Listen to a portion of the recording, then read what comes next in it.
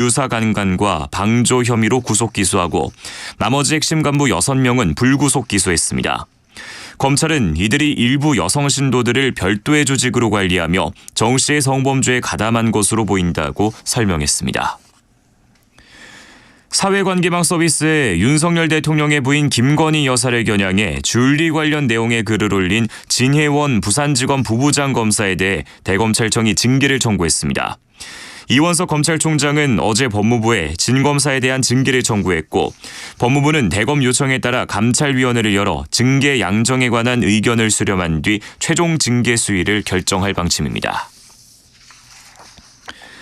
오늘 밤은 수도권과 중부 지역에 구름이 가끔 많이 끼겠고 제주와 전남 해안에는 비가 내리겠습니다. 내일은 차츰 비가 전국으로 확대되겠고 어린이날인 모레도 전국적으로 비가 이어지겠습니다. 내일은 해안 지역과 대부분 해상에서 바람이 매우 강하게 불겠습니다. 내일 아침 기온은 서울 15도 등 전국이 11도에서 16도로 오늘보다 조금 높겠습니다. 내일 낮 최고 기온은 서울 26도 등 전국이 18도에서 27도로 오늘과 비슷하거나 조금 낮겠습니다. KBS 라디오 저녁 종합 뉴스를 마칩니다. 아나운서 남현종이었습니다.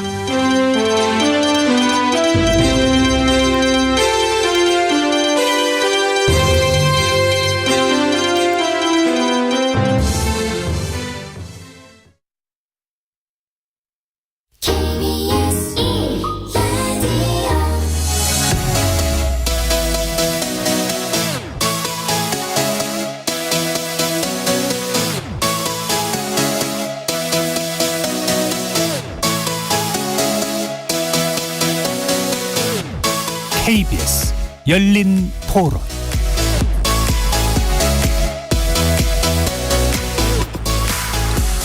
안녕하십니까. KBS 열린 토론 정준희입니다.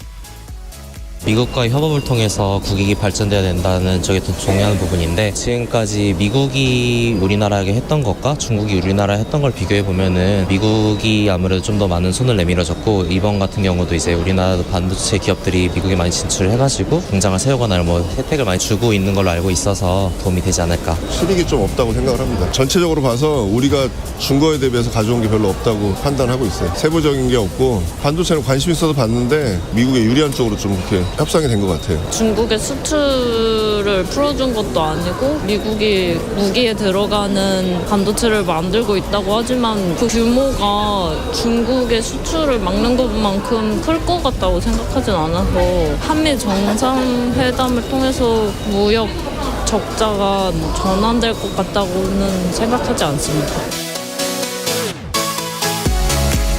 거리에서 만나본 시민들의 목소리 어떻게 들으셨습니까? 중국에 대한 미국의 견제, 우크라이나 전쟁 등 글로벌 공급망이 불안정해지면서 우리나라 수출이 탈출구를 찾지 못하고 있습니다. 수출 침체가 7개월 연속 이어지고 있는 와중에 핵심 종목인 반도체 수출 실적은 지난달에도 40% 이상 급감했습니다.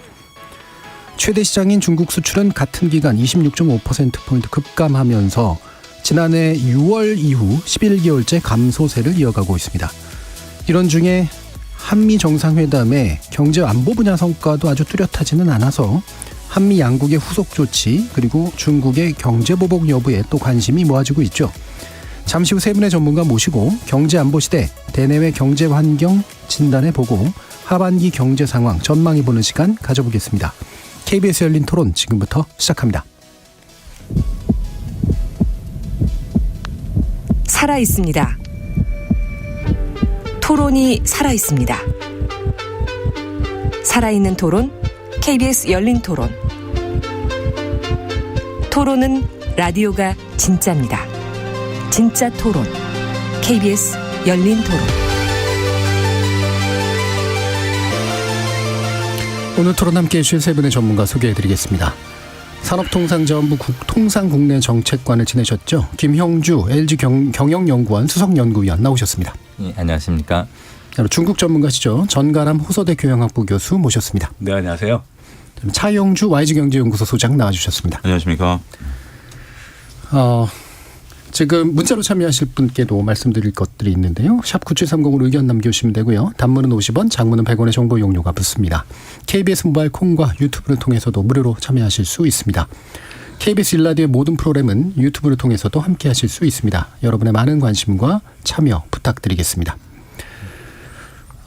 지금 무역 수지가 14개월 연속 적자를 기록하고 있습니다. 우리 경제 비상등이 켜졌다. 많은 우려들이 나오고 있는데 전반적으로 우리 경제가 도달해 있는 위험의 수준이 어느 정도라고 보고 계신지 먼저 김영주 박사님의 말씀 한번 들어보겠습니다. 예, 그 무역 수지 14개월 적자는 분명히 좋은 신호는 아닙니다. 물론 일부에서는 우리나라가 이 무역 통계를 너무 부지런히 집계를 하다 보니까 이런 문제가 생긴다는 지적도 하긴 합니다. 그래서 조금 더 장기적으로 봐도 되는데 매월 집계 내는 게 타당하냐라는 지적이 있긴 하지만 그래도 우리나라처럼 교역 의존도가 높고 특히 수출을 통해서 경제 성장의 상당 부분을 이루어온 국가 입장에서는 늘 주의 깊게 봐야 할 상황 지표인 것은 분명합니다. 그런데 우리가 조금 더 그 솔직하게 정직하게 이야기를 해보자면 그 미중 전략 경쟁이 시작된 이후에 우리는 어쨌든 미국 쪽으로 방향을 좀 잡지 않았습니까? 그때부터 어느 정도는 우리가 각오했던 사항이 아닌가 싶습니다. 왜냐하면 우리나라 수출이 꼭 대중 수출뿐만 아니라 전반적인 수출에서 중간재 비중이 상당히 높은데 그중에 또 상당수를 중국에 수출하고 있죠. 근데 미중 전략 경쟁이 벌어지면서 우리나라 기업뿐만 아니라 글로벌 기업들도 중국에서 이제 빠져나오기 시작하고 또 우리나라 기업들도 중국 비중을 낮추고 있고 심지어는 중국 기업들도 중국에서 이제 동남아라든지 다른 나라들로 자꾸 다변화를 하고 있습니다. 그러다 보니까 결국은 우리나라 중간재가 가던 그 대중 수출이 이제 다른 데로 그 좀 탈출구를 찾아야 되는데 그게 좀 시차가 벌어지다 보니까 아직은 그 부분이 충분히 반영되지 못했다라는 게 좀 구조적인 문제가 하나 있겠고 또 우리나라 수출에서는 이 반도체라든지 디스플레이 같이 가격 등락폭이 굉장히 큰 제품의 비중이 높은데 아쉽게도 그 제품들이 하나같이 다 지금 단가가 안 좋습니다. 그러니까 교역 측면에서 보면은 물량 대비 그 가격 하락폭, 즉 교역액으로 표현되는 그 하락폭이 워낙 크다 보니까 무역 수지 적자는 더 두드러질 수밖에 없겠습니다. 다만 이제 한 가지 조금 희망을 찾자면 그동안 굉장히 크게 나타나던 무역 수지 적자가 이제 한 3개월 연속 조금씩 그 폭은 줄어들고 있거든요. 그래서 이 부분을 어느 정도 좀 긍정적으로 볼 수 있겠고 대신 여기 가장 큰 어떤 변곡점을 마련할 수 있는 게 중국 내수 그리고 중국 제조업 그리고 중국의 대미 수출일 텐데 그 세 부분이 아직 뚜렷한 회복세를 잘 안 보여주고 있습니다. 그래서 그런 부분들은 좀 아쉽다고 하겠습니다. 하영주 소장님도 의견 주시죠. 예, 일단 뭐 앞서 위원님 말씀하신 부분들에서 좀 첨언을 하자면 우리가 일단은 지금 상황이 그렇게 호락호락한 상황은 아닙니다. 근데 물론 이제 과도기적인 상황이라 하더라도 우리가 2018년 12월부터 2020년 1월까지 무역 적자를 기록한 이후에 가장 긴 무역 적자 규모고요. 그거보다 더 긴 무역 적자가 있었냐라고 본다라면 IMF 직전에 있었던 무역 적자로 까지 가야 됩니다. 그렇기 때문에 이렇게 무역 적자가 장기간 지속되고 있다라는 것은 우리나라 경제 구조상 상당히 취약할 수밖에 없다라고 말씀을 드릴 수가 있겠습니다. 그나마 이제 긍정적인 모습을 좀 보게 된다라면 작년 4월 달에 무역 우리 그 수출이 578억으로 역대 최대치였습니다. 그러다 보니까 상대적으로 조금 덜 보이는 면도 있습니다. 그리고 위원님 말씀하신 것처럼 1월 달에 125억 적자를 기록한 이후에 점차 줄어들고는 있어요. 그렇기 때문에 바닥은 찍었다라고 볼 수도 일부 있는 그런 부분들도 있습니다. 하지만 세부 내역을 들여다보면 굉장히 뼈아픈 면들이 있습니다. 반도체가 급감을 했는데 반도체 가격이 대략 한 20% 정도 빠졌거든요. 그러니까 결국 피가 빠지니까 전체적인 총량이 빠진 것처럼 보이지만 반도체 수출이 40% 감소했다라고 보면 P와 Q 그러니까 가격과 물량이 모두 줄어들었다라는 거죠. 이런 측면에서 본다라면 우리 주요 수출 품목인 반도체가 현재 지금 급감을 한 영향이 크다. 자동차는 선전했음에도 불구하고 이런 데이터가 나왔다라고 보면 상당히 뼈아프고요. 한 가지 또 이런 수치 대입이 맞을지는 모르겠습니다만 우리가 이제 3월까지 중국 관련해서 약 79억 달러 적자를 보고 있습니다. 우리가 작년 5월까지는 흑자를 봤었던 게 대중국 수출인데 3월까지 79억이고 현재 지금 올해 누적을 따지면 대략 한 72억 무역 적자입니다. 그러니까 중국에서 만약에 우리가 선전을 했었다라면 조금 우리가 달라졌을 수 있지 않겠는가라는 표현이 적절할지 모르겠습니다만 수치상으로는 좀 비슷하다 이렇게 말씀드릴 수 있겠습니다. 피가 빠졌다고 하셔가지고 저는 반도체가 우리 산업의 쌀이 아니라 이제 피인가 보다 이렇게 생각했는데 가격을 가격이고 프라이스, 그다음에 Q는 이제 양 물량을 이제 말씀하시는 것 같고요. 확실히 이제 두 분 지적해 주시는 부분이 대중국 수출의 문제인 것 같습니다. 전가림 교수님께 또 이 부분은 여쭤봐야 될 것 같은데. 저는 조금 다른 시각에서 말씀을 드리고자 합니다. 우선 앞서 두 분께서 말씀하신 거는 아마 경제적인 지표를 근거를 해가지고서 말씀하신 것 같은데 지금 상황을 우리가 좀 살펴볼 필요가 있다. 지금까지는 우리가 경험하지 못했던 상황이 지금 전개되고 있다는 겁니다. 국제적으로 급변하는 전환기에 있다. 근데 이 전환기가 단순하게 어떤 질병에 대한 전환기뿐만 아니라 국제 정세의 전환기 그리고 체제의 전환기 그리고 각종 산업 구조의 전환기를 모두 다 수반하고 있다는 겁니다. 그래서 예를 들어서 과거에 우리가 가졌고 있던 산업 구조가 과연 지금 이러한 전환기 속에서 탄력적으로 대응할 수 있는가의 문제가 이제 대두가 될 수 있고요. 그래서 반도체의 어떤 급감에 따른 어떤 수출 경쟁력의 저하 혹은 경제 성장률의 저하 같은 거는 어떻게 보면은 뭐 필연적이라고도 할 수 있지만 또 한편으로 보면 굉장히 뼈아픈 결과이기도 합니다. 또 한 가지는 관성의 문제도 우리가 좀 짚어볼 필요가 있다라는 겁니다. 우리가 지금까지 성장률을 가지고 얘기하게 되면 대부분 중국에 의존한 성장률을 얘기했습니다. 지금 과연 중국에 의존한 성장률을 더욱더 기대할 수 있는 상황인가 아니라는 겁니다. 코로나 이후에 그러니까 뭐 리오프닝 이후에 저는 벌써 2번 정도 중국을 갔다 왔는데 그 상황을 보게 되면은 앞으로 중국에서의 한국은 녹록지 않을 것이다라는 것을 아주 직감을 합니다. 우선 특별한 거는 중국 경제가 좀 살아나고 있다라고 하는 건데 그것이 투자와 수출에 의한 견인된 결과가 아니라 소비에 의해서 나타나고 있다라는 건데요. 이 소비에 있어서 우리의 어떤 경쟁력이 그다지 녹록지 않습니다. 그래서 산업구조 본연에 어떤 문제가 있다라는 거 그리고 변화의 과정 속에서 문제가 있다라는 겁니다. 그리고 마지막으로 한 가지 말씀드리고 싶은 것은 우리가 너무 조급한 거 아닌가. 모든 평가를 조급하게 평가하기 때문에 지금 몇 개월의 무역 적자 그리고 몇 개월에 걸친 지속적인 적자가 너무나 충격적으로 다가오고 있는 것이 아니겠는가. 차라리 이것을 기준으로 해서 그리고 어떤 근거로 해가지고서 우리가 하나의 전환점을 찾는 것도 좋은 방법이 되지 않을까라고 생각을 해봅니다. 그러니까 이제 무역 적자가 이제 1년 넘게 지속되고 있는 이런 상황이 이제 정상적이냐 그렇지 않느냐 이 부분 뒤에서 좀 더 얘기를 해보도록 하고요. 중국이 이제 중국하고의 관련해서 이제 우리가 어려운 이유가 아까 몇 가지로 좀 구분해 주셨는데 다시 좀 요약을 하면 일단 중국 시장이 원활하지 않아서일 수도 있고요. 즉 사줄만 하기가 좀 안 좋은 상태가 있을 수도 있고 또는 이제 이른바 미중 패권 경쟁으로 인한 정세적 문제도 있을 수 있고 한국의 산업 구조가 더 이상 이제 중국에 먹히지 않는 그런 이제 거를 가지고 있기 때문이기도 할 거 아닙니까? 이게 이제 복합적으로 나타난다라고 보시는 것 같은데 어느 요인이 가장 좀 크다고 좀 생각하시나요? 제가 봤을 때 중국이 변화하고 있는 요인이 가장 크다고 봅니다. 왜냐 첫 번째로는 중미 간의 갈등이라는 건 중국의 성장과 비례해 가지고서 나타난 결과입니다. 중국의 성장이 빠르지 않거나 혹은 미국이 기대하는 수준 정도의 성장으로 인한 위협을 느끼지 않았다 그러면 아마 미국의 대중 견제는 지금과 같이 강하지 않을 겁니다. 두 번째로는 중국이 지난 3년 동안 코로나 시간을 겪으면서 가장 치명적인 것 중에 하나가 속수무책이었다라고 저는 대답하고 싶습니다. 중국의 대응이. 상당히 많은 나라는 어떤 그 긴급 지원금을 통해 가지고선 경제 활성화를 위한 출구를 모색했는데 중국은 전혀 그걸 하지 못했습니다. 물론 인구가 방대한 나라다 보니까 그런 결과가 있을 수 있지만 그렇기 때문에 중국인들의 전반적인 소비 성향이라든지 경제에 대한 이해가 과거가 완전히 달라졌다라고 저는 느낍니다. 가장 특별한 것 중에 하나가 사회 전반에 대한 움츠림이죠. 보통 슐링크라고 얘기하는데 이렇게 움츠려 들어가지고선 과거 같은 아주 뭐 활발한 어떤 경제 활동을 구사할 수 없다라는 거. 그리고 과거에는 일자리가 잠시 문을 닫아가지고선 그 구인난에 허닥였는데 중국은 그런 상황이 아닙니다. 기업 자체가 도산하거나 망해가지고선 일을 찾고 싶어도 찾을 수 없는 상황이 지금 전국에서 전개가 되고 있더라고요. 그러면은 과연 우리가 지금 같은 상황에서 앞으로의 경제가 상고 하자냐 하고 상자냐라는 거를 얘기한다는 거는 다소 좀 섣부르다. 그리고 그것이 과연 얼마나 적실성이 있는가에 대한 의문점도 남을 수 있습니다. 그래서 저는 구조적인 문제가 국제적인 외부적인 측면이 아니라 국내적인 중국 내부에 상당히 많이 남아 있다라고 저는 봅니다. 다른 좀 첨언을 하자면 최근에 나온 중국 데이터들을 보면 중국의 그 교수님 말씀하신 경제 구조하고 소비 구조가 우리한테 굉장히 좀 어렵게 바뀌었다라는 데이터들이 나옵니다. 뭐냐면 중국이 최근에 수출이 늘었어요.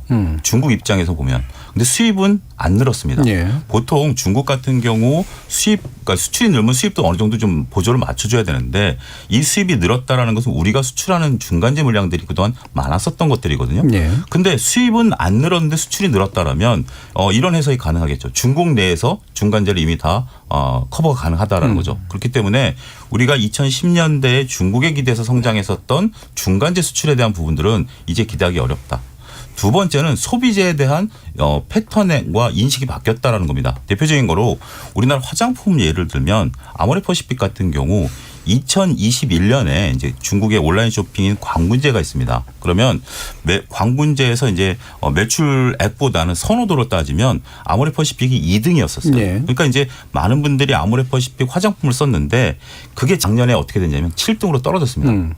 그만큼 거기 이제 중국 로컬 업체들이 들어왔거든요.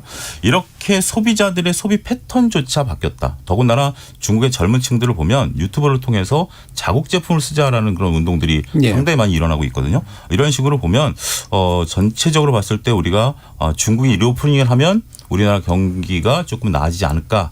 라고 보는 것은 조금 너무 낙관적이지 않을까 예. 말씀드릴 수 있겠습니다. 그러니까 전반적으로 소비 어력도 떨어졌고 또 문화도 좀 바뀌었고 소비하는 방식에 그다음에 한국의 경쟁력인 중간재 경쟁력이나 소비재 경쟁력이 이제 떨어졌다라고 이해를 해도 되겠네요. 그렇죠. 그만큼 중국이 예. 이제 성장을 한 거죠. 예. 어떠세요? 예, 그 중국의 그런 변화는 어떻게 보면 이제 정해진 미래라고 예. 할 수 있을 것 같습니다. 경제 발전을 연구하는 분들 그 연구 결과에 따르면 소득 수준이 올라가면 누구나 예. 적정한 단계를 밟아가기 마련인데 중국도 이제 그 단계에 접어든 거죠. 근데 이제 그게 만약에 예전처럼 세계 경제가 굉장히 자유롭게 교육을 하고 그랬다면 오히려 좀 순조롭게 풀려나갈 수도 있는 것들이 세계 경제가 막히다 보니까 미국이 사줄 걸 좀 덜 사주고 네. 즉 브레이크를 예전 같으면 이 정도만 밟으면 이제 천천히 멈췄을 텐데 지금 중국은 이 활로가 좀 막히다 보니까 훨씬 더 빨리 막힌 것 아닌가. 한국 입장에서 보자면 이미 상당수 기업들이 그런 시기가 올 거라는 걸 예상을 하고 있었습니다. 근데 그게 이제 뭐 코로나라든지 뭐 그런 것들과 결합되면서 너무 빨리 왔고 또 그게 뭐 미중 경쟁이라든지 여러 변수와 맞물리다 보니까 도대체 이런 결과의 원인이 어떤 것일까에 대한 좀 갑론을박이 요즘 나타나고 있는 상황 같습니다. 예. 좀 더 구조적인 문제 뒤에서 좀 더 짚어보도록 하고요. 그러면 일단은 미국하고의 이제 문제를 한번 먼저 이야기를 해보도록 하죠. 현안이니까. 이제 한미 정상회담의 결과로 뭐 가능하다면 미국의 인플레이션 감축법이나 반도체법에 의한 한국 기업의 피해를 조금이라도 좀 줄일 수 있지 않을까 싶었는데 이 부분에 대해서 눈에 뚜렷하게 보이는 건 좀 없는 것 같은데 세 분의 총평을 먼저 좀 들어보도록 할까요? 먼저 정 교수님부터. 네, 뭐 뚜렷한 것을 그 윤곽을 그리기가 미국 자체가 힘들 겁니다. 예, 예. 일단 대선이라는 것이 곧 있을 것이고요. 또 한 가지는 지금 앞서 말씀드렸다시피 급변하는 환경 속에 전환기에 있기 때문에 미국도 이 대응에 있어서 탄력성을 상당히 갖고 있지 못하다고 저는 봅니다. 예. 예를 들어서 우리나라에 대해서 59조 달러의 그 투자를 얘기를 했는데 과연 이 내용이 한국에 유리한 내용인가? 사실 저 개인적으로는 별로 유리한 건 없다. 예. 만약에 미국 기업이 한국에 대한 투자를 그리고 동맹이란 가치를 가지고 얘기를 했다 그러면은 생태계의 구성에 있어서의 한국의 위상을 높여줬어야 되는데 예. 여전히 생산 시설에 머무르고 있다는 겁니다. 그것이 과연 지금과 같은 변화하는 속에서의 선점 우위를 차지하려는 미국과 한국의 어떤 기대치를 만족할 수 있는 것은 만족하지 못한다고 봅니다. 그래서 이런 측면에서 보게 되면 아마 중국의 입장에서 보게 되면은 적어도 상당 기간 동안은 관망의 자세로 바라볼 것 같아요. 예. 더 구체적인 것이 나오게 되면은 그때 뭐 필요한 조치를 취하는 것이 낫지 않겠는가 저는 그렇게 생각을 합니다. 미국 스스로도 약간 정신없는 상태고 그리고 좀 더 바란다면 이제 경제적 동반자의 어떤 위치를 한국과 함께 좀 그려냈을 텐데 이걸 못 그리고 있는 상태다. 네, 맞습니다. 예. 김명주 교수님, 연구원. 예, 그 한미 정상회담 성과 특히 이제 경제적 성과에 대해서 지난주부터 굉장히 많은 질문도 받고 예. 하고 있는데 저는 처음 출발을 이 숫자에서 출발하는 게 과연 타당할까 하는 예. 생각이 듭니다. 왜냐하면 미국에 우리가 뭐 1,000억 달러를 투자했다. 또 우리가 미국으로도 59억 달러의 투자를 뭐 유치하고 혹은 MOU를 체결했다라고 이야기를 하는데 이건 그럼 한미 정상회담이 없었다면 이루어지지 않았을 투자인가? 그건 예. 아니거든요. 어차피 이제 기업들은 꾸준히 하는 거고 그래서 그 방미의 성과를 그런 숫자 숫자에서 찾는 게 적절한지 좀 의문입니다. 근데 워낙 그게 관행으로 자리 잡다 보니까 대통령실에서도 가기 전에 이제 그런 부분을 강조하고 한 것 같고요. 그보다 저는 오히려 성과로 보이는 게 어차피 IRA법이나 반도체법 같은 경우는 이미 입법으로 돼 있기 때문에 그 자체를 한국을 위해서 수정해달라. 이건 좀 말도 못하죠. 안 되는 요구고 현실성이 없고 그거보다는 오히려 그거를 이제 시행해가는 과정에서 굉장히 많은 그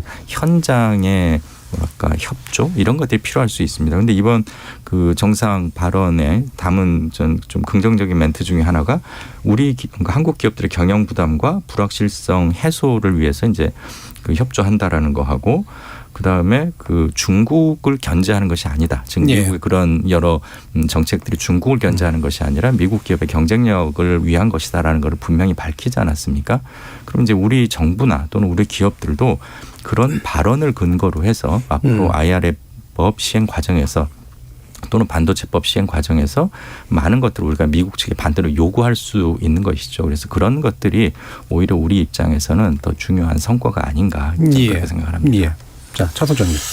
좀 디테일한 부분들이 좀 많이 아쉬웠다라고 좀 말씀을 드릴 수가 있겠습니다. 우리가 이제 23건에 59억 달러 투자 유치를 했다라는 것은 직전에도 아랍에미리트 가셔서 300억 달러 MOU를 맺으신 거기 때문에 원래 MOU라는 것은 투자로 이루어질 가능성에 대한 것은 좀 고민해 봐야 될 좀 부분들이기 때문에 이 부분보다는 우리가 이제 바랬던 것은 정말 디테일한 거죠. 원전과 관련해서 지금 이제 웨스팅하우스 문제를 어떻게 풀어내실 것인가라는 문제.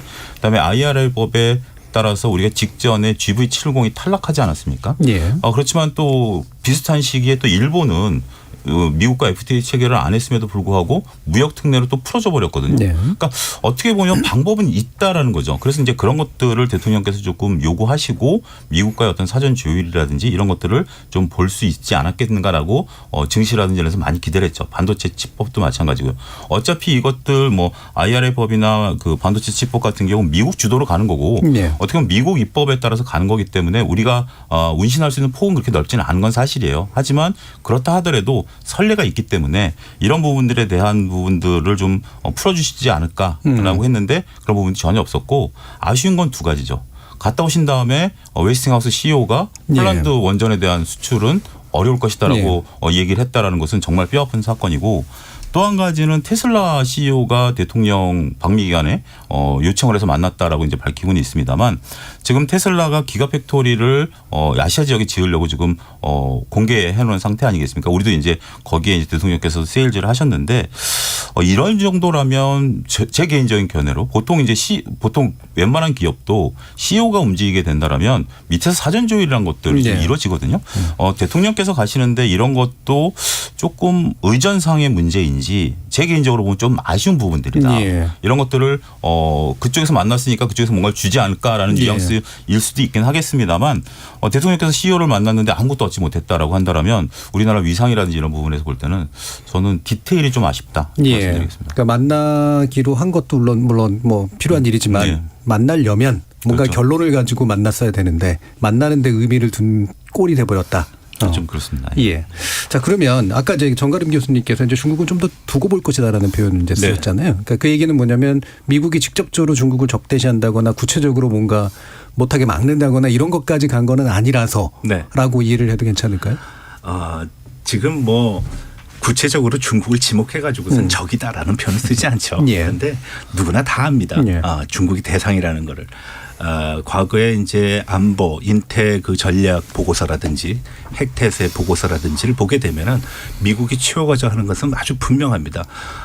동맹과 우방국을 네트워크로 엮어가지고선 동시 공격하겠다는 겁니다. 그런데 적없는 공격은 동맹이라든지 우방의 결속을 강화시키지 못하죠. 그러니까 지금과 같은 상황 속에서 나타나는 현상들은 중국을 대상으로 하고 있다라는 건 누가 봐도 분명한 겁니다. 다만 지금 미국이 각종 정책에 있어서의 어떤 완결판이라고 얘기할 수 있는 게 나와 있는 게 거의 없다시피 합니다. 법은 정해졌지만 앞서 말씀드렸던 것과 같이 굉장히 융통성 있게 그리고 이제 또 수정이라든지 보완이 가능한 부분이 있다라는 것은 어떻게 보면 한편으로는 더 공격적인 이미지를 주기도 하고 또 한편으로는 중국이 굉장히 좀 대응하기가 쉽지 않을 것이다라는 것입니다.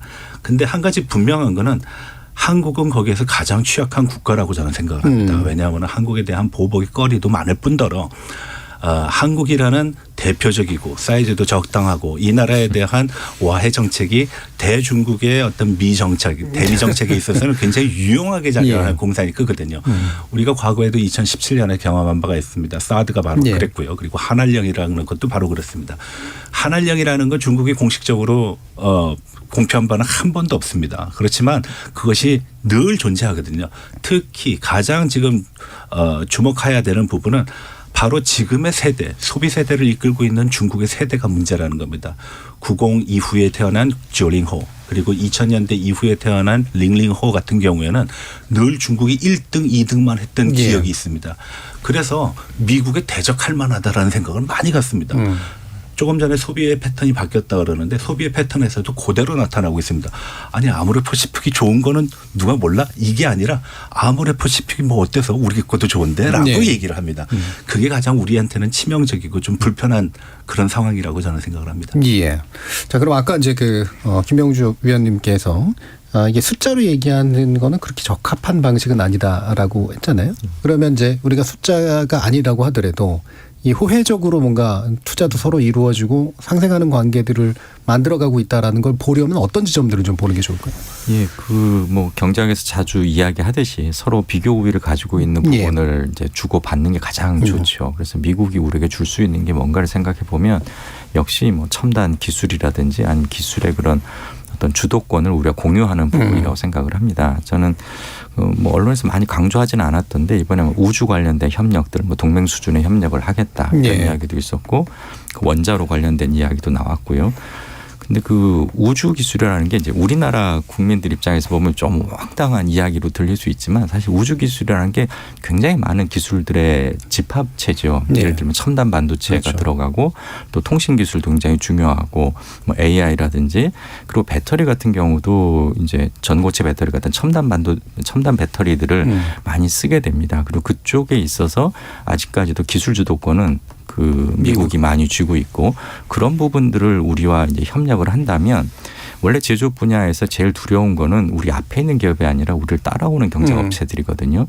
그 따라오는 경쟁 업체들을 그런 어떤 기술 공유를 통해서 좀 벌릴 수 있다면 그건 우리에게 큰 도움이 되겠고 이건 뭐 꼭 중국과의 거리뿐만 아니라 뭐 일본이라든지 다른 경쟁국들 다 포함한 그런 의미라고 하겠습니다. 또 그 SMR 그 이제 원자로의 경우도 요즘 이제 코로나 그리고 러시아 우크라이나 전쟁 이후에 그 탈탄소 이제 클린테크 관련해서 분위기가 조금씩 바뀌고 있지 않습니까? 약간 현실을 인정하는 방향으로 바뀌고 있는데 그러다 보면 수소 기술, 원자로 기술 이런 것들은 아무래도 실용적인 접근이 불가피해 보입니다. 근데 원천 기술의 상당수를 미국이 보유하고 있는 현실에서 그런 부분들에서 우리하고 어쨌든 물꼬가 만들어졌다는 것은 좀 중요하다고 생각을 하고 이제 공은 대통령실이 아니라 뭐 산업통상부라든지 과기부라든지 행정부의 각 부처 그리고 관련된 기업들에게 넘어온 것 같습니다. 예.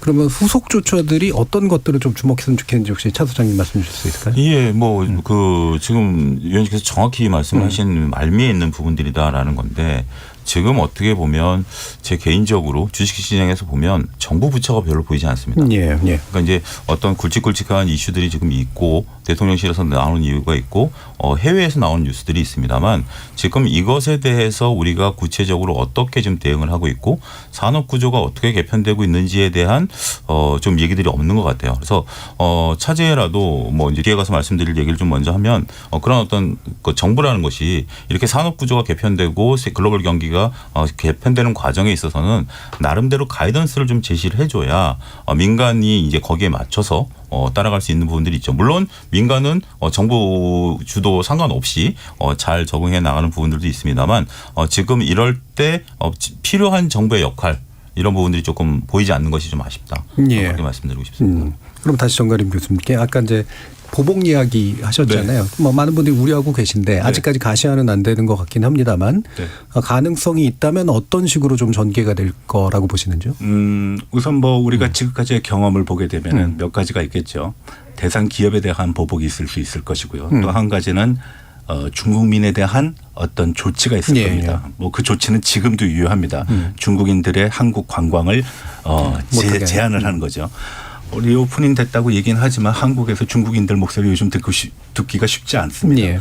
명동에 나가 보면은 예전에는 뭐 중국어가 제일 많이 들렸는데 지금은 진짜 각양각색이긴 하거든요. 그래서 그런 측면에서 볼 수 있고, 세 번째로는 이런 걸 가지고선 심리전을 전개한다라는 겁니다. 그래서 우리가 보통 회색지대라는 표현으로 그런 것들을 많이 얘기하는데, 이러한 중국에 대한 의존도, 중국에 대한 경제 상황이 안 좋은 것은 결국 이 정부의 선택이 잘못됐다라는 그러한 노이즈를 계속 지속적으로 한국에 발산을 하는 겁니다. 실제로 이러한 발산은 제가 봤을 때는 이미 시작됐다라고 봅니다. 뭐 각종 언론을 통해서, 그리고 중국인들이 한국에서의 어떤 언론 플레이에서도 많이 나타나고 있거든요. 그래서 이런 것들이 좀 우려스럽다. 그렇지만 본격적인 어떤 실무 분야에 있어서의 보복이라고 얘기한다 그러면은 제가 봤을 때는 조금 일정 시간이 지나야지 구체적으로 나올 것 같습니다. 예.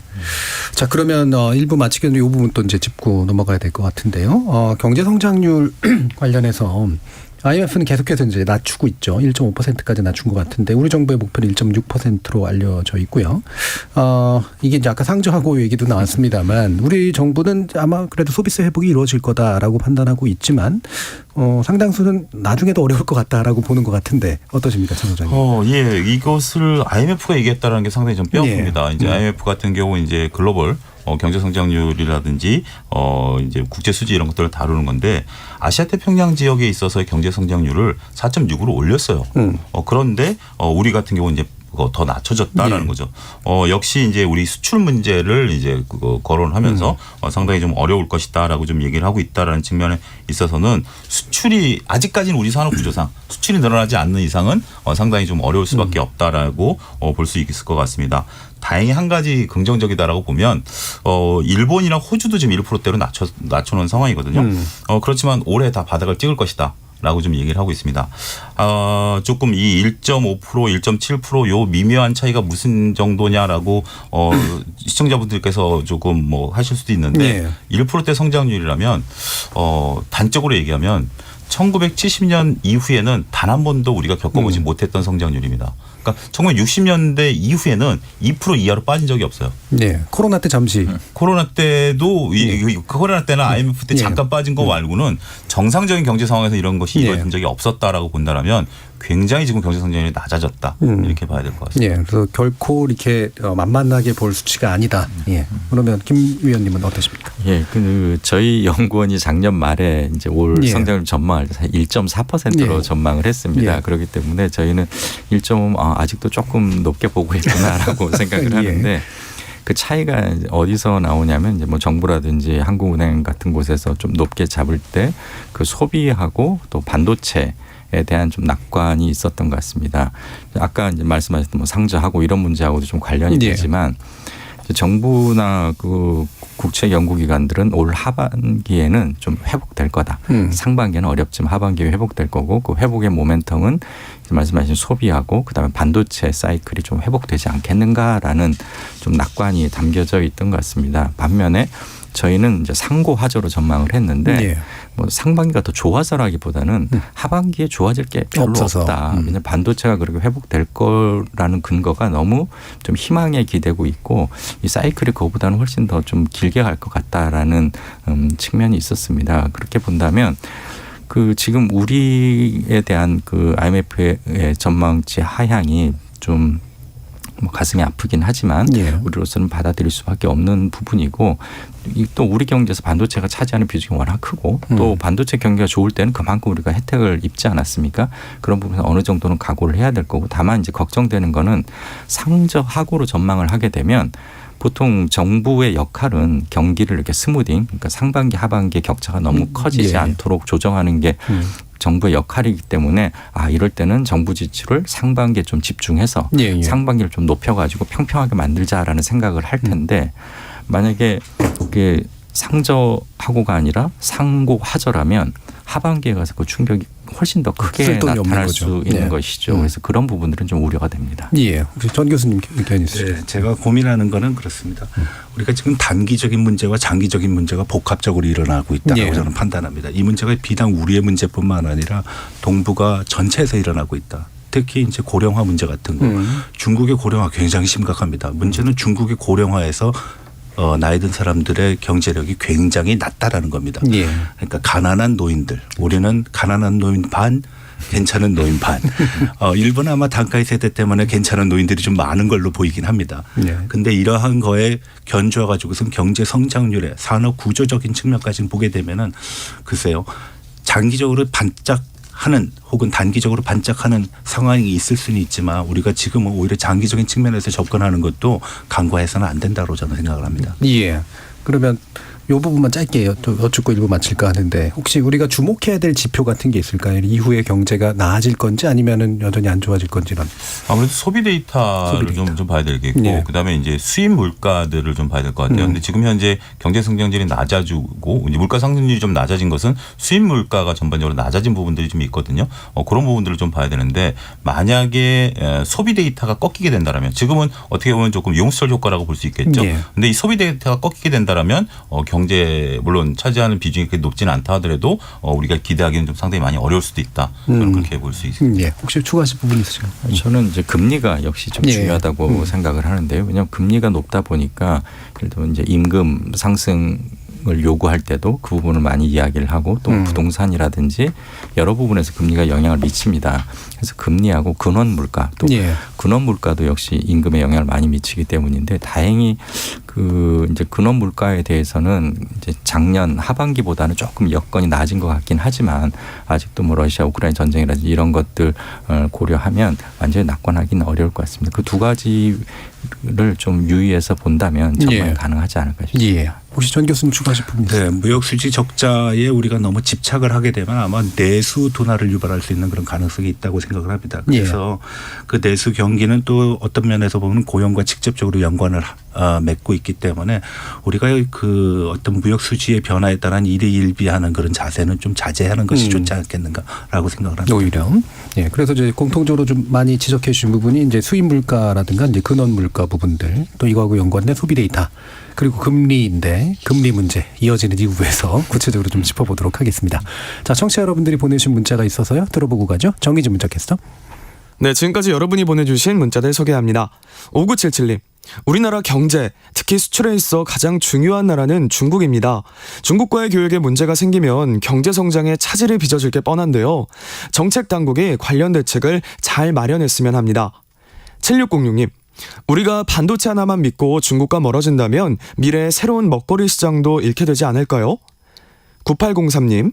무역 수지 적자가 이렇게 오래 이어진 건 처음인 것 같습니다. 그러다 보니 지난 97년 외환위기 사태처럼 경제 대란이 오지 않을까 우려되는데요. 패널분들의 의견이 궁금합니다 해주셨고요. 백대현님.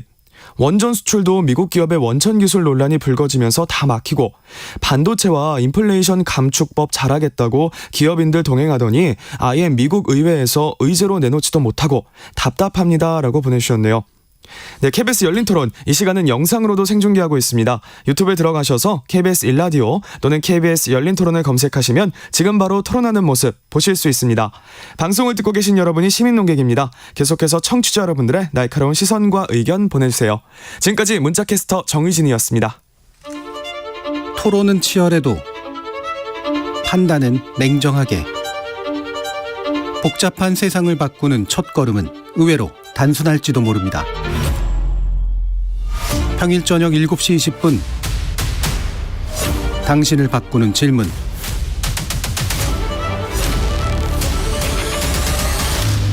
KBS 열린 토론. KBS 열린 토론 2부 전가림 호서대 교양학부 교수, 차영주 YG경제연구소 소장, 김형주 LG경영연구원 수석연구위원 이렇게 세 분과 함께 하반기 글로벌 경제 상황 전망하고요. 우리 경제에 미칠 파장에 대해서도 한번 분석해보는 시간 갖겠습니다.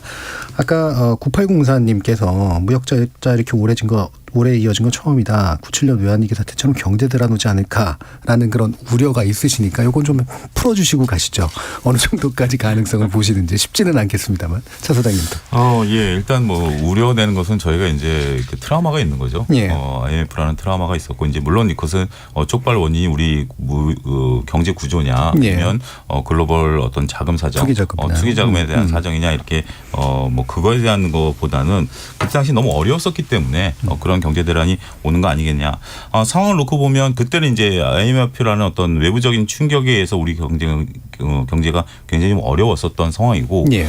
지금은 이제 경기가 어려워지다 보니까 이제 그런 충격이 오지 않겠는가라고 보는 거죠. 근데 저는 뭐 지금 현재 상황이 녹록치는 않은데 이게 충격이란 게 그렇죠. 어차피 올 충격이라면 한번 세게 오면 차라리 그게 좀 아프더라도 그걸로 끝날 수도 있죠. 문제는 서서히 고통을 주는 거죠. 예. 그래서 저는 지금 후자 쪽에 가까울 수도 있지 않겠는가라고 개인적으로는 좀 우려를 합니다. 예. 우리가 지금 현재 가계부채 문제가 굉장히 심각한데 이 가계부채의 주 원인 중에 하나가 부동산 문제 아니겠습니까? 근데 부동산 문제가 쉽게 해결될 수 있는 부분들은 아니다라고 좀 생각을 하고 있고 여기에 따른 일파만파되는 문제들이 좀 나오고 있고 이렇게 그 가계부채가 심각하다 보니까 가처분 소득이 좀 줄어들고 있는 그런 부분들이 되다 보니까 결국 소비가 막힐 수밖에 없다라는 거죠. 그나마 기업들이 활로를 나타냈었던 수출 문제, 지금 저희가 계속 다뤘던 부분들 이런 것들이 좀 어렵다라고 보는 거고 일부 신성장 산업이라고 보이는 것들도 당장의 성과보다는 2, 3년 뒤의 성과를 나타내지만 반도체를 대체할 수 있는 부분들은 아직은 아니거든요. 예. 그래서 어떻게 보면 좀 과도기적인 부분들을 몇 년을 우리가 견뎌내야 되는데 그 과정이 결코 순탄치는 않을 수 있다. 예.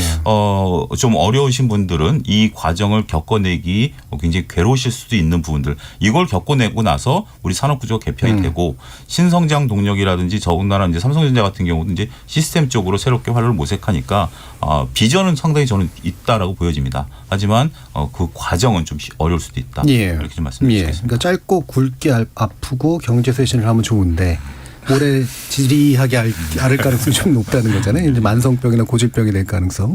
그 얘기에서 크게 고개를 끄덕이셨는데 만성병일 것 같습니다. 예. 왜냐하면은 이게 쉽게 전환되기가 쉽지 않은 부분이거든요. 예. 많은 분들이 이제 외환 위기의 경험이 있다 보니까 97년을 회상하면서 그 우려감이 굉장한 것 같습니다.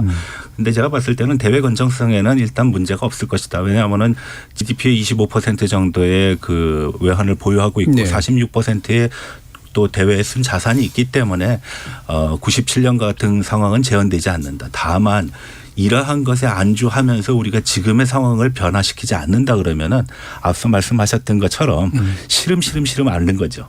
사실 저는 지금 시름 앓고 있다라고 생각합니다. 이미 들어가 있다. 우리가 이미 그러한 상황을 적어도 중국이라는 상황에 적용을 시켜보게 되면은 사드 이후에 그런 현상들이 이미 나타났습니다. 한때 화장품이 많이 팔려서 화장품이 좋을 것 같지만 중국에서 나타나고 있는 새로운 화장품들이 얼마만큼 시장에서 환영을 받느냐는 조사를 하지 않았거든요. 그리고 우리가 자동차 산업 굉장히 변화를 급변하면서 시세에 잘 적응한다라고 생각했지만 그 시세에 잘 적응하는 중국 지금 세계 1위의 전기차 대국이 돼 있습니다. 그런 상황을 보게 되면은 시름 앓고 있는 상황 속에서 빨리 출구를 모색하는 것이 낫지 않겠느냐라고 보고요.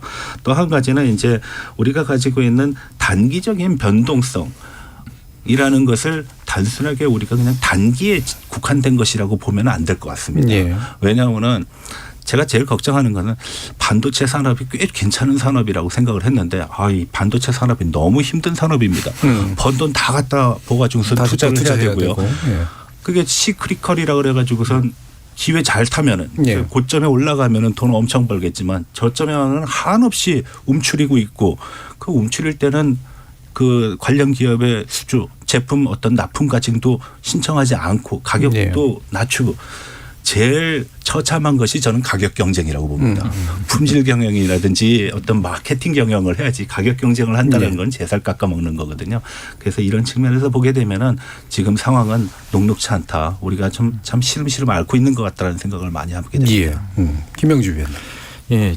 뭐 지금 상황이 좋다고 판단한 분은 당연히 아무도 없을 것 같은데 이걸 갖고 과거 우리 IMF 때나 이처럼 위기로까지 이어질 것인가 저는 일단 그렇게는 보고 있지 않습니다. 왜냐하면 그런 위기는 일단 우리 입장에서 보면 버블이 상당히 쌓여 있고 또 그거를 우리가 미리 알 만한 모니터링 시스템이 잘 안 갖춰져 있었기 때문에 이제 그런 위기들이 발생한다고 생각을 하는데 과거에 비해서 지금 버블에 의한 이런 지금의 침체라기보다는 세계 경제가 전반적으로 안 좋아지면서 좀 이렇게 다운하는 예. 그런 상황이라는 점이 좀 차이가 있겠고 또 과거에 비해서 우리 그 모니터링 시스템 투명성이 굉장히 높아졌습니다. 그래서 어느 한쪽에 문제가 생기면 관련된 부처들이 바로바로 그걸 알고 뭔가 대응을 할 수 있고 특히 언론에서도 그 감시 기능이 굉장히 높아지지 않았습니까? 먼저 언론에서도 경고를 보내는 것이죠. 그리고 또 한편으로 보면 이게 이제 아까 짧고 굵게 가는 게 물론 이제 경제 구조조정이라는 측면에서는 그게 훨씬 효율적이긴 한데 우리나라의 그 사회 안전망이 과연 어느 쪽에 네. 지금 최적화되어 있느냐. 그러니까 짧고 굵은 피해를 감당하기에 좋은 사회 안전망인지 아니면 좀 마치 준 스태그플레이션처럼 천천히 오래가는 쪽에 좀 최적화되어 있는 사회적 안전망인지를 보면 그래도 이제 후자 쪽에 좀 가깝기 때문에 아마 정책 결정을 하는 분들도 그 후자 쪽을 지향하는 그런 정책 결정을 해 나갈 것으로 예상하고 있습니다. 예. 그러면 우리 사회 안전망이라는 게 약간 계속 조금씩 앓는 것에 좀 더 가깝다는 구체적으로 어떤 의미인가요? 예를 들면 어떤 기업이 좀 실적에 어려워지고 뭐 부채 비율이 올라가고 했을 때 그걸 도와주는 네네. 제도들은 상당히 많거든요. 뭐 중기부라든지 산업부 있는데 어떤 기업이 완전히 망했다. 또는 노동자들이 이제 전부 거기서 이제 밀려났다고 했을 때 도와주는 거는 최저 생계비 몇 달 지원하는 것 말고는 사실상 방법이 없고 또 그런 해당 이제 중소기업 경영자들은 이제 형사법으로 또 감옥에 가야 되고 이런 부분들이 그 충격이라는 측면에서는 굉장히 아플 수 있죠. IMF 때 우리가 사실 많이 이걸 경험을 해봤으니까요. 그래서 우리가 만약 그런 것까지 예를 들어 미국 같은 경우 사실 그런 거를 좀 유연하게 받아주는 구조 아니겠습니까? 그래서 미국 같으면 좀 그런 걸 해볼 만도 한데 그래서 미 연준은 조금 과감한 것 같고 우리 정책 담당자들은 아마 그 부담을 감당하기가 좀 쉽지 않을 거라고 생각합니다. 그러니까 미국처럼 대량 질환이 발생해도 어쨌든 실업급여 쫙 주고 짧게 버티면서 이제 갈 수 있는데 한국은 기업이 도산 안 하게 버텨주는 게 오히려 더 나은 현재로는 그렇습니다. 그런 구조를 가지고 있다. 알겠습니다. 자, 그러면 이제 미국 얘기를 좀 더 해보죠. 미국은 지금 미국도 이제 그 경기가 이렇게 썩 좋아 보이진 않고요. 경제 성장률의 둔화 현상들이 좀 나타나고 있는데 이런 경향들에 대해서 어떤 판단하시는지 차 소장님 말씀 좀 주실까요? 일단 뭐 속보치가 일본의 속보치가 나오긴 했습니다만 예상보다 좀 둔화 속도가 좀 가파릅니다. 일단은 그 원래 지난 3분기 때 3.2 성장하고 4분기 때 2.6 성장했고 지금 1분기 때 2% 정도 성장할 걸 봤는데 연율 환산을 보면 1.1까지 떨어졌거든요. 이제 급감한 거죠. 어떻게 보면 이 경제 성장률이라는 게 이제 물가랑은 좀 다르기 때문에 경제에는 어느 정도 성장세가 유지가 돼야 소위 소프트 랜딩이 이제 가능한 부분들인데 급감을 했다라는 거죠. 몇 가지 이제 그 구체적인 내용을 보면 우리가 이제 SVB 사태라든지 이런 은행 문제들 우리 터졌을 때 미국 금융당국이 좀 재빠르게 어떻게 보면 조처를 했다라고 봐야 되겠죠. 2008년 때의 어떤 그 경험치 매뉴얼 이런 것들이 이루어지면서 주말마다 이제 뉴스들이 나왔죠. 이번에 퍼스트 리퍼블릭 인수 같은 경우도 주말에 아주 신속하게 이루어질 정도로 봉합은 했습니다만 문제는 그거죠. 이게 이제 은행 위기가 아니라 경제의 시스템 위기로 간다라는 거죠. 이게 무슨 얘기냐면 은행은 더 이상 이제 망하지 않을 가능성이 높습니다. 그런데 지금 우리가 문제시되고 있는 것들이 특수은행과 지방은행들인데 우리가 알고 있는 미국의 이제 대형은행들 말고 한 약 3천여 개의 지방은행들이 우리가 그냥 은행 거래하듯이 미국 사람들이 거래하는 거거든요. 예금을 이제 넣어놓는 거고 그럼 예금을 넣어놓으면 지방은행들은 그걸 가지고 통화 승수 효과 대출을 해줘서 미국 경제가 떠받쳐지는 건데 지금 이제 미국의 많은 분들이 불안하다 보니까 여기서 돈을 빼가지고 대형 투자은행으로 가는 거죠. 근데 대형 투자은행이 이걸 대출로 넣어주면 좋은데 그들이 가는 것은 MMF로 가버립니다. MMF는 상품이기 때문에 이걸 대출로 전환이 안 되거든요. 그러다 보니까 미국의 지방은행들이 어떻게 보면 이제 혈액을 공급하는 역할들을 하다가 더 이상 공급할 혈액이 없는 거죠.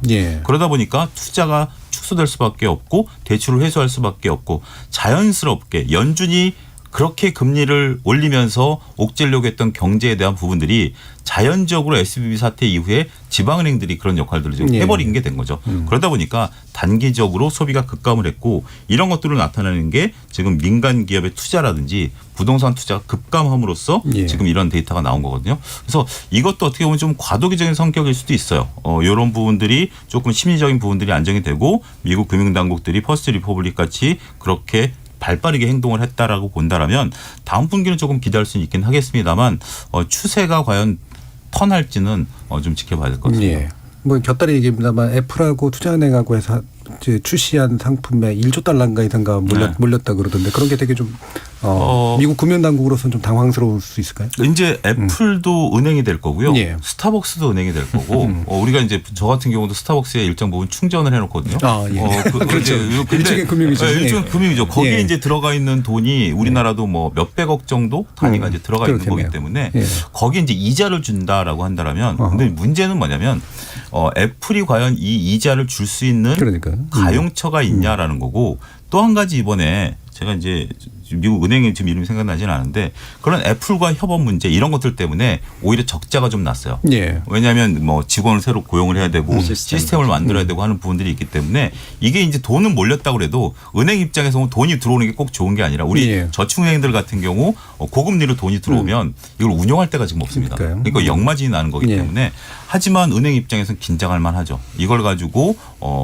기업들이 잉여현금을 바탕으로 새로운 투자처를 찾기 시작한다라면 조만간 찾아낼 겁니다. 그렇기 때문에 일정 부분 시간이 지나면 은행엔 잠재적인 은행이라는 어떤 뭐 그러니까 우리가 저축이라는 개념들이 뭐 한 몇십 년 뒤에는 사라질 수도 있겠죠. 예. 그렇게 봐야 될 것 같습니다. 사실 실리콘밸리 뱅크 같은 경우도 이렇게 들어온 돈은 많은데 사실은 수익을 못 얻어서 생긴 문제였었는데 그럼 미국의 어떤 경제 상황과 금리 전망까지 포함해서 한번 더 얘기를 나눠보도록 하죠. 정가림 교수님. 사실 뭐 저는 미국의 경제 상황에 대해서 뭐 언급할 수 있는 자격은 없습니다. 저는 뭐 그쪽 전문가도 아니고 근데 제가 볼 때 항상 경험적으로 느끼는 것 중에 하나가 미국이 뭔가 새로운 거를 만들어낼 때 굉장히 불안합니다. 과거에 파이낸셜 엔지니어링이라고 그래가지고서 만들어서 한때 잘 나갔다가 그 유탄과 폭탄을 다 맞은 것이 전 세계거든요. 그렇죠. 혹시 지금과 같은 상황이 또 이러한 것을 만들어내는 것이 아닌가 하는 그런 불안감도 없지 않습니다. 아무튼 뭐 새로운 분야가 개척된다라는 건 좋게 받아들일 수 있겠지만 과연 그것이 앞서 말씀하신 대로 소프트 랜딩 할 수 있는가. 물론 소프트 랜딩 되면 더없이 좋죠. 그런데 이제 하드 랜딩이 다 했을 때 이게 비단 미국만의 문제가 아니라 전 세계 문제가 된다는 겁니다. 네. 미국이 이제 경기는 좀 안 좋아지고 있고 이런 새로운 현상들은 나타나고 있는데 계속 고용이라든가 이런 것들 지표라든가 이런 것들이 별로 좀 많이 안 움직여서 지금 금리는 계속 올릴 것 같잖아요. 어떻게 판단하세요? 예, 저도 그 부분이 걱정입니다. 그러니까 어떻게 보면 지난 작년 4분기와 비교하면 올 1분기가 안 좋아진 거지만 사실 작년 뭐 여름쯤 미국이 막 금리를 올릴 때만 해도 사람들은 더 비관적인 전망을 했었거든요. 그러니까 작년 4, 4분기 미국 경기 안 좋아지고 올해 중에는 뭐 마이너스도 한 번쯤 찍고 뭐 그럴 걸 예상했었죠. 근데 생각보다 세계 기후도 괜찮았고 유럽 경기도 덜 침체되고 이러다 보니까 미국 경제가 작년 기준 전망보다는 이제 호전됐고 대신 그러다 보니까 올 1분기에 받아든 1.1이라는 걸 굉장히 좀 아프게 생각하는 것 같습니다. 근데 우리가 보면 그 미 연준이 금리를 지금 이렇게 5%까지 올릴 때 목표로 했던 것은 결국 물가 안정이거든요. 그런데 물가가 저절로 안정될 수는 없습니다. 경기가 나빠져야 물가 안정되고 또 미 연준은 우리처럼 물가만 기준으로 하는 것이 아니라 또 고용률을 같이 보잖아요. 실업률을 같이 보게 되는데 고용 사정도 지금 말씀하신 것처럼 아직도 일부 지역에서는 고용이 그러니까 사람 구하기가 어려울 정도고 그나마 작년보다는 여건이 좋아졌다고 하지만 아직도 이제 일자리가 그러니까 일자리 구하기가 어렵다는 이야기는 별로 안 나오고 있습니다. 그러니까 이런 부분들을 생각한다면 아직도 한 번쯤은 거의 마이너스에 가까운 그 둔화가 이루어져야 미국 연준도 금리 인상을 멈출 명분이 만들어지지 않을까 싶습니다. 예. 이게 이제 나와서 뭐 보통 0.25% 얘기를 하던데 계속 금리 격차가 좀 한국하고 벌어지면서 지금도 한 줄 좀 안 좋은데 더 안 좋아지지 않을까라고 많이들 걱정하시잖아요. 어떻게 전망하세요? 예, 뭐 그런 부분들은 이제 작년부터 거론이 되었었던 부분들이죠. 더군다나 한국은행이 먼저 금리를 미국을 따라가지 않겠다라고 작년에 선언을 했기 때문에 이 금리 격차는 거의 고정화되는 거 아니냐라는 우려감이 있었습니다. 하지만 최근에 이제 자산 시장, 물론 채권 시장 같은 경우는 약간의 이제 자금이 더 이상 들어오지 않는 면이 있습니다만 주식 시장 같은 경우는 지금 자금이 들어오고 있거든요. 이제 전반적으로 봤을 때는 금리 격차에 따라서 움직이는 자금보다는 경제 체력이라든지 투자에서 움직이는 돈들이 단위가 더 큽니다. 그렇기 때문에 지금 더군다나 이런 것들이 지금 미국 경기를 잡기 위해서 금리를 올린 것이고 우리는 또 우리 경기를 또 반영해서 금리를 안 올린 거기 때문에 이게 이제 구조적인 문제는 아니다라는 거죠. 각국의 상황들에 따라서 벌어진 것들이기 때문에 단순하게 금리 격차에 따라서 자금이 유출이 된다거나 들어온다라는 부분들은 지금은 그렇게 우려하실 바는 아니다. 근데 만약에 이제 이게 경제 구조가 우리가 예상한 대로 흘러가지 않고 우리 경제 구조가 취약해진다라면 그때는 자금 유출이 될 수밖에 없겠죠.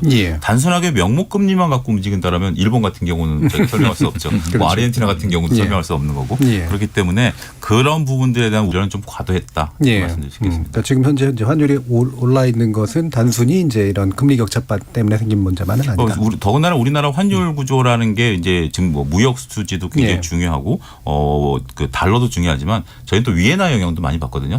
엔화 영향도 많이 받고 그렇기 때문에 환율 부분이 단순하게 이 금리 격차로 이루어지지는 않는다라고 보셔야 될 것 같습니다. 알겠습니다.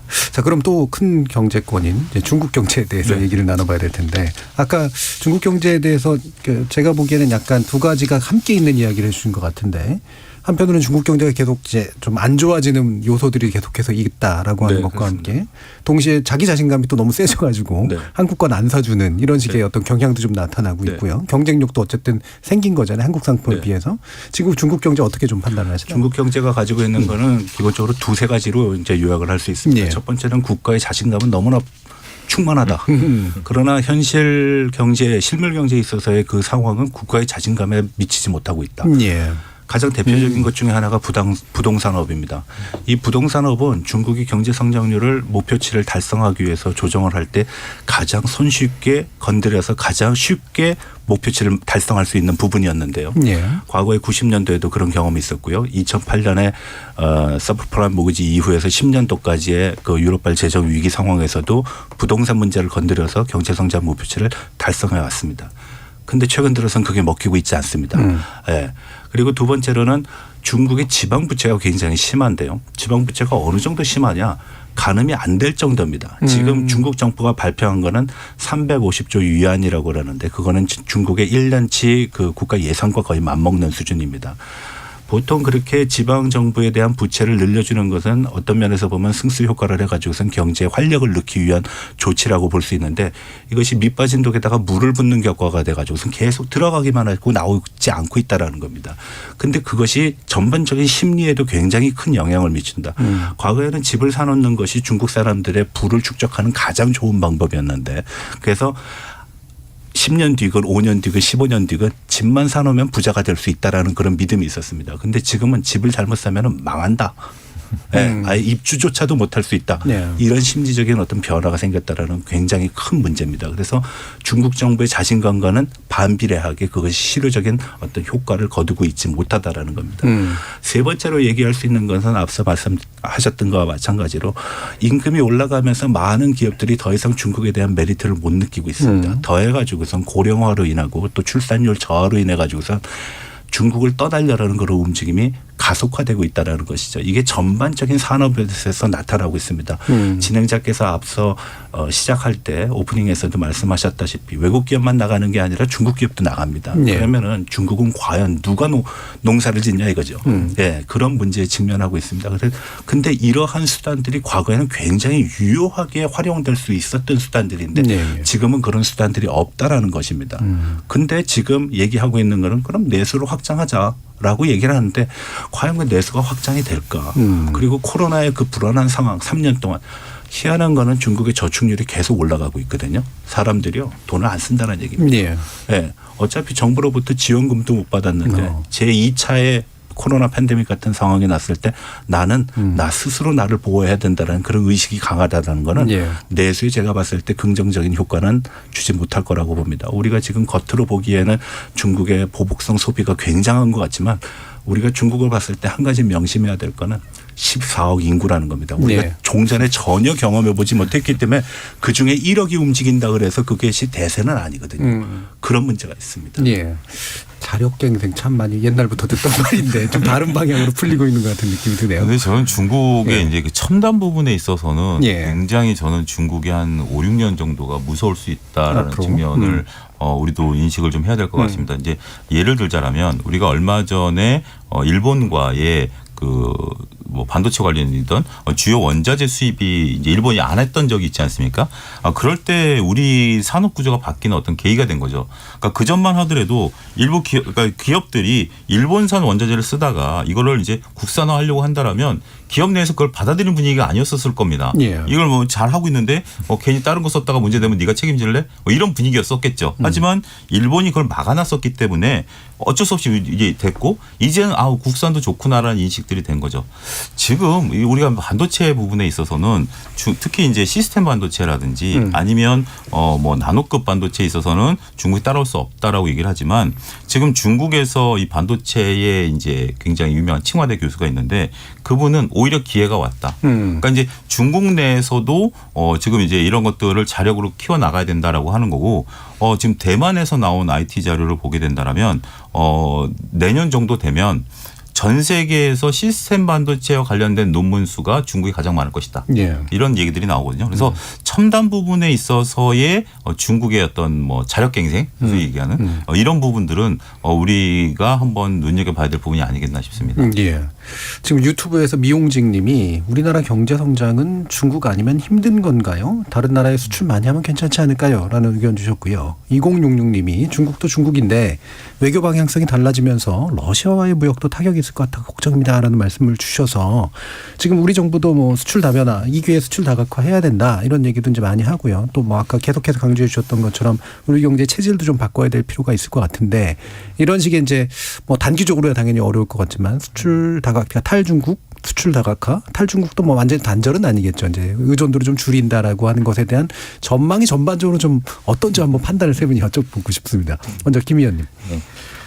우리나라 대중무역 적자가 커졌던 초기에, 그러니까 아마 작년 말 또 올해 초 뭐 이 상황에 제가 한번 금액 기준 말고 중량 기준으로 한번 본 적이 있습니다. 어떻게 변했을까 예. 그랬더니 역시 우리가 반도체 비중이 워낙 높다 보니까 금액이 이제 워낙 컸던 거고 중량은 상대적으로 덜 줄었습니다. 그리고 또 한 가지는 그러면 이게 순수하게 우리 총수출에서 전체적으로 줄어든 건가 보면 그 시기에 동남아에 대한 우리나라 수출이 금액으로는 많이 안 늘었지만 물량으로 굉장히 늘었거든요. 네. 결국 이 글로벌 밸류 체인의 이동이 있었던 거죠. 과거에는 우리가 중국으로 보내서 조립해서 수출을 했다면 이제 중국 인건비도 오르고 또 미중 경쟁 때문에 좀 불안하기도 하고 하면서 우리 물건을 사주던 최종재 업체들이 동남아 쪽으로 많이 네. 이전을 한 거죠. 그렇게 보면 그 유튜브 시청자께서 지적하신 것처럼 뭐 방법이 없는 것은 아닙니다. 하지만 이제 거기 시간이 걸리는 거죠. 그리고 제가 그 숫자를 확인하고 한 두어 달 지나니까 동남아에 대한 수출도 다시 또 줄어들기 시작하더라고요. 이렇게 보면 동남아의 최종재 수출이 위축되다 보니까 또 우리나라에서 사가는 게 줄어들고 또 한 가지 좀 걱정스러웠던 것은 그 동남아의 대중 수입은 계속 유지가 되고 있습니다. 그러니까 이 동남아, 뭐 베트남이나 이쪽에 가 있는 업체들이 과거와 달리 우리나라에서만 중간재를 수입하는 게 아니라 그 중국에서도 중간재를 꽤 수입하고 또 거기 기여하게 된 게 중국 기업들이 동남아로 이전을 하면서 이제 관련된 그 수입처들을 많이 가져간 거죠. 그래서 그런 걸 보면 우리가 중국 의존하지 않고 생존하고 뭐 성장한다는 것이 불가능한 것은 아니지만 참 쉽지 않은 길이다. 고통스럽고. 예, 대신 어차피 겪어야 할 길인 것 같긴 합니다. 아까 말씀하신 것처럼 일본 소부장 사태가 우리에게 장기적으로 보면 도움이 됐고 또 일본이 중국하고 예전에 무역 분쟁하고 히토류 분쟁 겪으면서 그 바람에 또 일본의 히토류 가공 경쟁이 굉장히 올라갔거든요. 오히려 지금 중국과 이런 식으로 우리가 경험을 미리 쌓는 거를 예방주사로 잘 활용한다면 뭔가 또 좋은 그 새로운 출발의 그 시발점을 만들 수도 있을 것 같긴 합니다. 고통스러울 것이다. 시간이 오래 걸릴 것이다. 하지만 불가피할 것이다. 해야 한다. 이거를 좀 나름대로 두 가지 관점에서 좀 보게 된다면 지금 앞서 저희가 이제 아모레퍼시픽 비건을 좀 말씀을 좀 드렸는데 예를 들어드린 건데 화장품 업계들이 작년부터 매출이 중국 의존도에서 많이 벗어났어요. 네. 물론 이제 중국이 한 70% 아직까지는 합니다만 특히 이제 그 남미 그다음에 이제 아시아 지역에서 화장품들이 이제 많이 팔리고 거기에 또 주력을 하고 있습니다. 그래서 이거는 이제 과도기적인 부분들이다라고 말씀드릴 수 있겠고 의료기기도 현재 지금 우리가 중국에 의존했었던 안과라든지 치과 관련 것들이 아시아 지역하고 유럽에서 우리가 또 잘해요. 그러니까 기업들이 느낌이 오는 거죠. 이제 중국 좀 어렵다. 벌써 이제 뛰쳐나가기 시작했기 때문에 그 부분에 있어서 물론 이제 그렇게 크진 않지만 시작이 됐다라는 거고 한 가지 저는 중국과의 문제를 단순하게 우리 옆에 있는 중국과 싸우는 게 아니라 우리가 새로운 시장을 나아가려면 전 세계로 뛰어나가야 되잖아요. 근데 거기에서도 중국 영향은 이미 상당히 커져버렸습니다. 뭐냐면 위안화 결제를 하기 시작하는 나라들이 많아지기 시작했다라는 거죠. 예를 들면 브라질이라든지 사우디 같은 경우가 일부지만 일부 교육 규모에 있어서 위안화 결제를 하게 되면 그들 나라 입장에서는 들어온 위안화를 가지고 뭘 하겠습니까? 사실. 그걸 가지고 이제 달러로 바꿔서 하는 게 아니라 중국과 교육을 할 수밖에 없겠죠. 그 과정이 훨씬 더 유리하겠죠. 이러한 부분들까지 싸워서 그러니까 우리가 없었던 시장을 개척한다라는 의미는 우리한테는 없었던 시장이지만 이미 꽉 차 있는 시장에 우리가 비집고 들어가야 되는 부분들이거든요. 그렇기 때문에 시간이 좀 걸릴 수 있다라는 부분도 그렇지만 기업이라는 게 생물체이기 때문에 그 부분을 이제 나서고 있다라는 측면에 있어서는 좀 잘 지켜보자 말씀드릴 수 있겠습니다. 정가림 교수님. 네, 중국이 지금 전 세계 경제에 미치는 영향 중에 가장 심대하고 그리고 근원적인 문제는 중국이 세계 공장이라는 데 있습니다.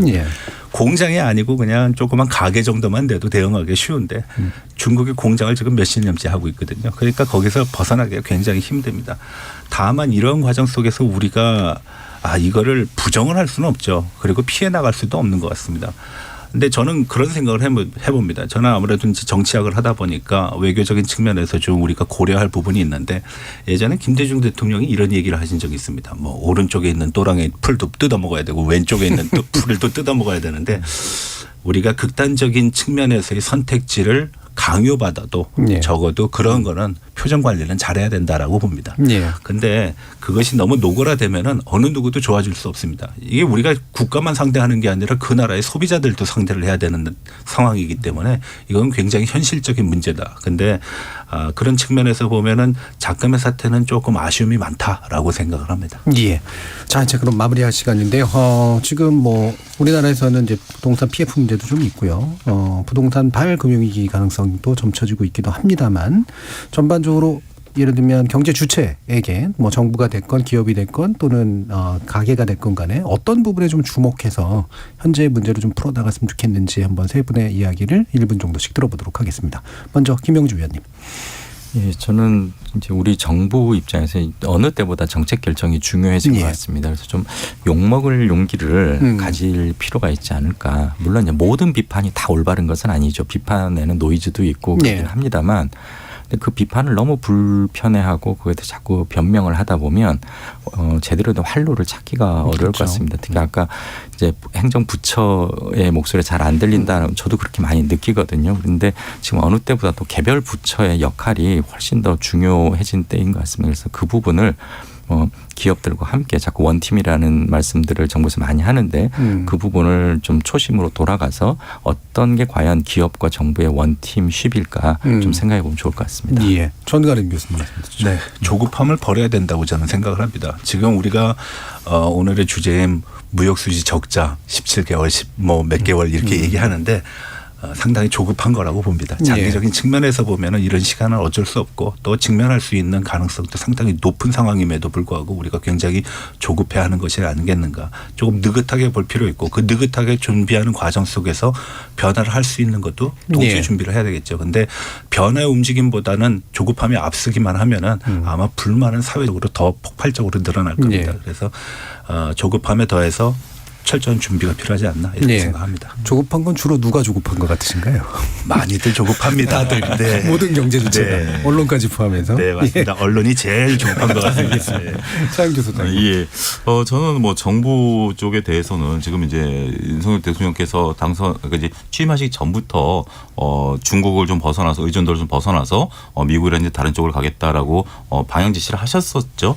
그렇기 때문에 앞서 말씀드린 것과 같이 정부가 이제 컨트롤 타워 역할을 좀 하면서 지금 이제 우리가 데이터를 보더라도 중국 쪽에는 이제 감소되고 있고 미국 쪽은 늘어나고 있으니까 이런 방향으로 우리 경제 구조가 좀 바뀌어야 된다라는 것들에 대한 대안 제시 그런 것들이 좀 있어야 경제는 또 심리 아니겠습니까? 그래서 네. 심리적인 부분들을 안정을 좀 시켜주는 부분들이 좀 필요하다라고 말씀드릴 수 있겠고 일반 국민분들께서는 저는 아무래도 이제 주식시장에 좀 관련이 있다 보니까 최근 주식시장이 너무 좋다 보니까 네. 조금 이 경제가 둔화되는 거에 대한 그 감이. 기대치들이 많이 이제 좀 잊혀졌어요. 작년만 하더라도 경기 둔화에 대한 부분들이 주식시장에 즉각 반영이 되다 보니까 그랬지만 지금 이제 그런 것들이 안 되다 보니까 이거 괜찮은 거 아니야?라고 조금 하는 부분들도 있습니다만 예. 아직까지 본격적인 게임은 시작 안 됐다. 그래서 조금 앞서 이제 교수님 말씀하신 것처럼 모든 경제 주체들이 좀 느긋한 마음으로 그렇지만 앞서 계신 분들은 방향성을 좀 명확히 해줬으면 좋지 않겠는가 그렇게 말씀드릴 수 있습니다. 알겠습니다. 자, 오늘 KBS 열린 토론 경제 문제 가지고 이야기를 나눠봤는데요. 오늘 함께해 주신 세 분, 차영주 YG경제연구소 소장, 전가림 호서대 교양학부 교수, 김영주 LG경영연구원 수석연구위원 세 분 모두 수고하셨습니다. 감사합니다. 고맙습니다.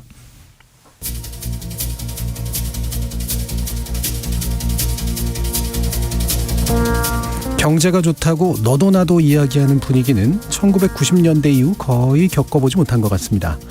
그만큼 우리 경제가 다 함께 성장하는 시기를 벗어나 있다는 의미이기도 하겠죠. 하지만 또 최근 여러 경제 지표를 보면 이게 다 같이 위축되고 또 힘들어지는 방향으로 가는 듯해서 그냥 버릇처럼 입에 올리는 경제 위기와는 좀 다른 방향에서 정색하고 냉정하게 접근해야 할 필요가 있어 보입니다. 참여해주신 시민 논객 여러분 감사합니다. 지금까지 KBS 열린 토론 정준이었습니다.